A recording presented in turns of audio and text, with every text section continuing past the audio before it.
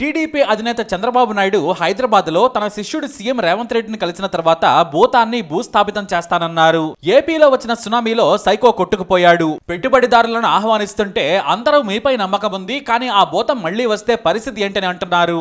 నేను ఆ భూతాన్ని భూస్థాపితం చేస్తానన్నారు చంద్రబాబు నాయుడు. మళ్లీ జగన్ అనే భూతం ఏపీలో కనిపించదనేది బాబు మాట. అంతేకాదు, తెలంగాణలో పార్టీని రీయాక్టివేట్ చేస్తాను, తెలంగాణలోనే పుట్టిన టీడీపీకి మళ్లీ ప్రాణం పోస్తాను, యువతను రాజకీయాల్లోకి తీసుకొస్తాను చెబుతున్నారు. అంటే తెలంగాణలో కేసీఆర్ కి పరోక్ష హెచ్చరికలు పంపారు బాబు.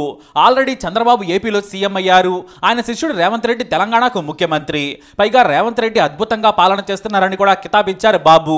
ఇవన్నీ ఊరికే చేయలేదు, పెద్ద మాస్టర్ ప్లానే వేశారు చంద్రబాబు నాయుడు. తెలంగాణలో కేసీఆర్ కు రిటర్న్ గిఫ్ట్ ఆల్రెడీ ఇచ్చేశాను, ఇక తెలంగాణలో కూడా పాతుకుపోయేలా పార్టీని ముందుకు తీసుకెళ్తానని చెబుతున్నారు. అంటే తెలంగాణలో కేసీఆర్ చరిష్మా పని అయిపోయింది. ఆ ప్లేస్ ని బీజేపీ ఆక్రమించుకోక ముందే తాను పాగా వేయాలని ప్లాన్ లో ఉన్నారట బాబు. ఏ కేసీఆర్ అయితే తనను హేళన చేశారో, హైదరాబాద్ నుంచి పంపించారో, ఇప్పుడు అదే నాయకుడిని రాజకీయంగా ఇక లేవకుండా చేయాలనేది బాబు ఐడియా.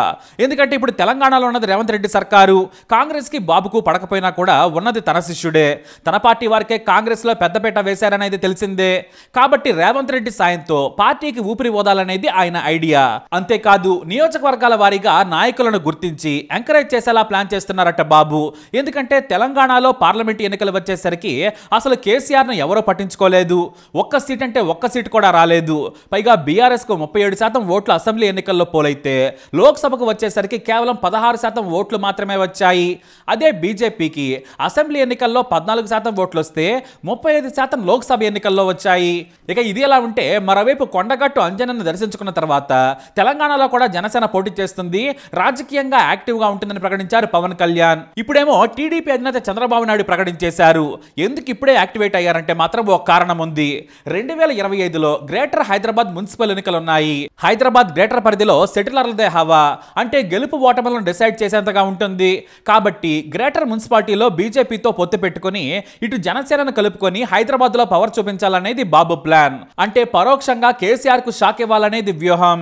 తెలంగాణ అంటే నాది అన్నంతగా పవర్ చూపించిన కేసీఆర్ కు గ్రేటర్ ఎన్నికలతో జలక్కివ్వాలని బాబు చాలా వ్యూహాత్మకంగా అడుగులు వేస్తున్నారు. సెటిలర్లు భారీగా ఉన్నారు కాబట్టి బీజేపీతో పొత్తు పెట్టుకుంటే రెండు రకాలుగా లాభం. ఇంతకుముందు చాలా సార్లు బీజేపీతో పొత్తుతో ఎన్నికలకు వెళ్ళింది టీడీపీ. కాబట్టి ఇప్పుడు వచ్చిన అవకాశంతో హైదరాబాద్ లో పాగా వేయాలనుకుంటున్నారు. ఆ తర్వాత రాష్ట్ర వ్యాప్తంగా మున్సిపాలిటీ కార్పొరేషన్ ఎన్నికల్లో కూడా పోటీ చేసి పార్టీని మళ్లీ నిలబెట్టాలనేది ఆలోచన. పైగా రేవంత్ రెడ్డి తెలుగుదేశం నాయకుల పోరాటాలను అడ్డుకోరు. తన శిష్యుడే కావడంతో రాజకీయంగా కూడా ఇబ్బంది ఉండదు. ఇదే సరైన సమయమని భావిస్తున్నారు బాబు. మరి కేసీఆర్ ను తొక్కగలడా అంటే చాలా కష్టం. ఎందుకంటే మొన్నటికి మొన్న ఎన్నికల్లో బీఆర్ఎస్ ఓట్లతో బీజేపీ లాభపడింది. టీడీపీ సెటిలర్లు సానుభూతి పరుల ఓట్లతో కాంగ్రెస్ కు లాభం కలిగింది. ఇక గ్రేటర్ లో మాత్రమే కాదు, హైదరాబాద్ చుట్టుపక్కల వారికి కూడా బీఆర్ఎస్ అంటే అభిమానం. వారి వలనే మన అసెంబ్లీ ఎన్నికల్లో కొంతైనా పరువు కాపాడుకోగలిగింది. అదే టీడీపీ పోటీ చేస్తే నష్టం జరిగేది కాంగ్రెస్ కి. ఎందుకంటే బీజేపీ జనసేనతో ఆ పార్టీ కలిసి వస్తుంది. పైగా చంద్రబాబు నాయుడు యాక్టివ్ గా ఉండి రేవంత్ రెడ్డి ఏ మాత్రం ఎంకరేజ్ చేసినట్లు కనిపించినా కూడా మళ్లీ సెంటిమెంట్ రగిల్చేందుకు కేసీఆర్ ఎప్పుడూ కాచుకొని కూర్చొని ఉంటారు. తెలంగాణ వ్యతిరేకి రెండు కళ్ల సిద్ధాంతం చెప్పి ప్రత్యేక రాష్ట్రం ఏర్పడకుండా చేశాడనే విధంగా తీవ్రమైన విమర్శలు గుప్పించే ఛాన్స్ ఉంది. ఇప్పటికే బీఆర్ఎస్ కాస్త మునిగిపోయిన పార్టీ. చంద్రబాబు వస్తే మాత్రం నిద్ర లేపినట్టే. టీడీపీకి పరోక్షంగా మద్దతిస్తే కాంగ్రెస్ కు నష్టమనే అంచనాలున్నాయి. ఇక ఇప్పుడు తెలంగాణ సెంటిమెంట్ ఇంకా జనాల్లో ఉందా అంటే మాత్రం కాస్తే అని చెప్పొచ్చు. కానీ రేవంత్ రెడ్డి వల్ల ఏమాత్రం చంద్రబాబు నాయుడు తెలంగాణలో ప్రభావం చూపుతున్నాడో అనే అనుమానం వచ్చినా కూడా కేసీఆర్ సహా బీఆర్ఎస్ నాయకులు విరుచుకుపడే ఛాన్స్ ఉంది. అయితే ఎంత తెలంగాణ ఉద్యమం చేసి తెలంగాణ రావడానికి ముఖ్యమైన కేసీఆర్ నే తెలంగాణ ప్రజలు పక్కన పెట్టేశారు. మరి అలాంటిది ఇప్పుడు చంద్రబాబు ప్రభావం చూపుతారా అంటే మాత్రం కష్టమే. ఇప్పుడు తెలంగాణలో బీజేపీ బలమైన పార్టీగా ఎదిగేందుకు కష్టపడుతుంది. కాకపోతే లోక్సభకు వచ్చేసరికి బీజేపీ ప్రభావం కనిపిస్తుంటుంది. అసెంబ్లీకి వచ్చేసరికి మళ్ళీ బీఆర్ఎస్ వర్సెస్ కాంగ్రెస్ మాదిరిగా చేంజ్ అయ్యే అవకాశం లేకపోలేదు. కాబట్టి చంద్రబాబు నాయుడు గ్రేటర్ పరిధిలో ప్రభావం చూపడానికి ఛాన్స్ ఉంది. తెలంగాణలోని గ్రామీణ ప్రాంతాల్లో టీడీపీని జనం ఎప్పుడో మరిచిపోయారని చెప్పొచ్చు. ఒకవేళ ఉంటే ఖమ్మం సరిహద్దు ప్రాంతాల్లో మాత్రమే టీడీపీ ఉనికి కాస్త కనిపిస్తోంది. అంతే తప్ప చంద్రబాబు నాయుడు కేసీఆర్ కు రిటర్న్ గిఫ్ట్ ఇవ్వడానికి ఏమీ ఉండదు. ఎందుకంటే వరుసగా 2 సార్లు గెలిచిన తర్వాత కేసీఆర్ ఓడిపోయారు. కాబట్టి రేపు చంద్రబాబు నాయుడు అయినా రేవంత్ రెడ్డి అయినా సరే గెలుపోటములకు అతీతులుగా ఉంటారనేది లేరనేది వాస్తవం. కానీ వచ్చిన ఈ అవకాశాన్ని బాబు ఉపయోగించుకునేందుకు ప్రయత్నిస్తారు. తెలంగాణలో కాస్తైనా ఉనికి ఉందని చెప్పే ప్రయత్నం మాత్రం చేస్తారు అనడంలో సందేహం లేదు. బలమైన నాయకుడు లేని పార్టీ తెలంగాణలో నిలబడదు, ఎదగలేదు. టీడీపీకి చంద్రబాబు అంత గొప్ప నాయకుడు ఇప్పుడు లేరనేది వాస్తవం. ఇక చంద్రబాబు నాయుడు రెండవ టార్గెట్ వైఎస్ జగన్. ఏపీలో సైకోని తప్పించాను, మరోసారి గెలవకుండా భూస్థాపితం చేస్తానని చెబుతున్నారు బాబు.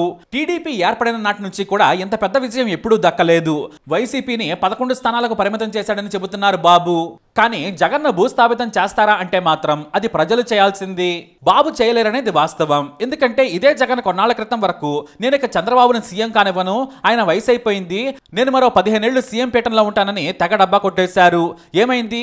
చంద్రబాబును 23 నుంచి 0కు చేస్తానని సవాల్ కొట్టారు. కానీ పాలన పక్కకు పెట్టి సంక్షేమం పేరుతో నలుగురికిచ్చి 6గురికి కోత పెడితే జగన్కు వాత పెట్టారు జనం. చివరికి ఇప్పుడు ప్రతిపక్ష హోదా దక్కకపోవడంతో ఏకంగా పులివెందల ఎమ్మెల్యేగా కూడా రాజీనామా చేయాలనుకుంటున్నారు.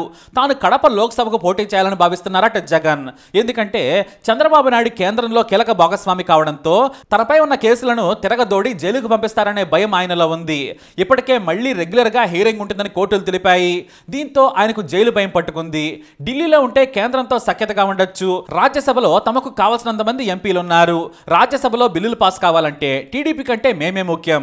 కాబట్టి బీజేపీ అధిష్టానంతో దగ్గరగా ఉండి పనులు చక్కబెట్టుకోవాలనుకుంటున్నారట జగన్. అంటే ఇక అసెంబ్లీలో కూడా జగన్ కనిపించరనేది నిజం. ఇక చంద్రబాబు నాయుడు తనను ఎలాగో అసెంబ్లీలో ర్యాగింగ్ చేస్తారు కాబట్టి 2 రకాలుగా బాగుంటుందని భావిస్తున్నారట. అయితే వైఎస్ జగన్ పార్టీని గ్రామ స్థాయిలో కూడా లేకుండా చేయాలనే ప్లాన్ లో ఉన్నారట బాబు. అందుకోసమే ఆ పార్టీ కార్యకర్తలు గతంలో అతి చేసినా కూడా వారిపై కేసులు లేకుండా, ప్రతీకార చర్యలు లేకుండా వ్యూహాత్మకంగా టీడీపీ అడుగులు వేస్తోంది. ఇంతకు ముందే గురజాల ఎమ్మెల్యే ఎరపతినేని శ్రీనివాసరావు చాలా క్లియర్ గా చెప్పారు, ప్రతీకార దాడులు, కేసులు ఉండవు, అందరూ ప్రశాంతంగా బ్రతకాలి, నియోజకవర్గంలో ఎలాంటి హింసకు ఒప్పుకోను, వైసీపీ నేతలు కార్యకర్తలు కూడా భయపడొద్దు, పారిపోవద్దు, మీ బ్రతుకు మీరు బ్రతకండి, మీకు కూడా అండగా ఉంటాం, నేరాలు ఎవరు చేసినా చివరకు టీడీపీ వారైనా సరే కేసులు పెట్టమని ఆదేశించామని చెప్పారు ఆయన. దీని వెనుక వ్యూహాత్మక వైఖరి ఉందనేది వాస్తవం. వైసీపీ కార్యకర్తలను దూరం చేసుకునే కంటే దగ్గర చేసుకుని టీడీపీని మరింత బలోపేతం చేయాలనే భావనలో ఉంది తెలుగుదేశం. అందుకే ఆ పార్టీ వ్యూహాత్మకంగా గ్రౌండ్ లెవెల్లో పాతుకుపోవాలనుకుంటుంది. అందుకే వైసీపీని భూస్థాపితం చేస్తాను, జగన్ను సీఎం కానివ్వనంటున్నారు బాబు. అయితే పాలన బాగుంటేనే బాబును జనం మళ్లీ గెలిపిస్తారు. ఒకవేళ ఎంత గొప్పగా పాలించినా, సంక్షేమం ఇచ్చినా కూడా తన పార్టీ నేతలు బరితెగించి దాడులు, దౌర్జన్యాలు, బిల్డప్లు దుబ్బితే మాత్రం వైసీపీకి పట్టిన గతే పడుతుంది. ఎందుకంటే జనం అలాంటి వాటిని క్షమించరని మొన్ననే తీర్పునిచ్చేశారు. మొన్న ఒక మంత్రి భార్య ఏకంగా కారులో కూర్చొని మైసూరు మహారాణిలా తనకు ఎస్కాట్ కావాలని ఎస్ఐని తిట్టడంపై జనం ఆగ్రహం వ్యక్తం చేశారు. అలాగే ఓ ఎమ్మెల్యే కూడా వైసీపీ నేత ఇల్లు కూల్చేయించేందుకు ప్రయత్నం చేసి రచ్చ చేశారు. ఇది ప్రజాస్వామ్యం అని ఆయన మర్చిపోయినట్లున్నారు. దీంతో పోలీసులు ఆయన మీద కేసు పెట్టారు. సీఎం చంద్రబాబు నాయుడు సైతం వీరికి క్లాస్ తీసుకున్నారు. ఎందుకంటే జనాల్లో ఇలాంటి అరాచకాలు, ఓవర్ యాక్షన్ ను ఏపీ జనం క్షమించరు. కాదని రెచ్చిపోతే ఏం జరిగిందో చూసాం. వైసీపీకి 11 ఇచ్చారు. కాబట్టి అన్ని రకాలుగా ప్రజల మనసులు గెలుచుకుంటే బాబు మళ్లీ గెలుస్తారు. ఆయన గొప్పగా పాలించినా కూడా తెలుగుదేశం పార్టీ నేతలు, కార్యకర్తలు విశ్రులంకంగా రెచ్చిపోతే అదోగతే. అదే జగన్ అనే భూతం వెంటాడి పిశాచంలా రక్తం తాగి మొత్తం పార్టీని మళ్లీ మింగేయొచ్చు. కానీ ఎవరు ఏం చేయాలన్నా కూడా ప్రజలే చేయాలి. తమకు తాముగా ఎవరు ఎవరిని భూస్థాపితం చేయలేరు, ప్రతీకారం తీర్చుకోలేరు. భూమి గుండ్రంగా ఉన్నట్లు కర్మ కూడా అలాగే తిరుగుతుంది. అంతకుముందు బాబుకు తిరిగింది. ఇప్పుడు కేసీఆర్ కు, జగన్ కు బ్యాడ్ టైం, రేవంత్ రెడ్డి బాబుకు గుడ్ టైం అని చెప్పొచ్చు. వీరుడనుకున్న మోడీనే నేలకు దించారు జనం. కాబట్టి ప్రజలే అత్యంత శక్తివంతమైన వారు. మరి మీరేమంటారు? మీ అభిప్రాయాన్ని కమెంట్ ద్వారా తెలియజేయండి. వీడియో అప్డేట్స్ కోసం మై ఛానల్ ఫాలో అవ్వండి. అలాగే తప్పకుండా సబ్స్క్రైబ్ చేసుకోండి.